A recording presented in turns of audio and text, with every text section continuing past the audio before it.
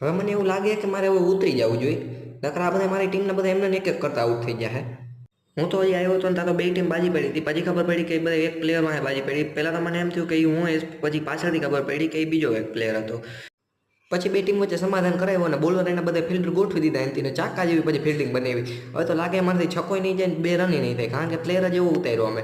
બોલિંગમાં બધે દડે છક્કા ખાતો, હવે આ તો બેટ્સમેનમાં શું કરે કોણ જાણે। એને પેલો દડો નાખ્યો સીધો પગ ડાયરેક્ટ દાંડા ડૂલ થતા રહી ગયા એના। અમારા બેટ્સમેનમાંથી એટલું પ્રેશર આવી ગયું કે પેલા દડે ઓલાના હાથમાં દડો દઈ દીધો, ઓલાનું ધ્યાન નહોતું ને ઓલાએ કેચ મૂકી દીધો, પણ એની ચાકા જેવી ફિલ્ડિંગ અમે અમારો પ્લેયર આઉટ થઈ ગયો। અમારી ટીમમાં ખતરનાક બેટિંગ હાલતી હતી, એટલે ઓલા ડાયરેક્ટ આવીને છક્કો મારવાની ટ્રાય કરી, પણ છક્કો મારતા મારતા દડો બહાર વયો ગયો। કયું ના ઓલા દડો ગોતે પણ દડો મળતો નથી, હવે ક્યાં નાખી દીધો કોણ જાણે। હવે અમારો પ્લેયર જ એવો ખતરનાક રમતો હતો અને દડો હવે આવી ગયો અને ઓલાએ ડાયરેક્ટ પેલો દડો નાખ્યો, ડાયરેક્ટ છક્કો મારવાની ટ્રાય ને ઓલાના હાથમાં દઈ દીધો દડો, અને કાંઈક અમારા પ્લેયર તો આમ જ આઉટ થઈ ગયા। અમારી બેટિંગ પૂરી થઈને અમે મારે બેટિંગ ચાલુ છે, હવે કોણ જાણે શું થાય।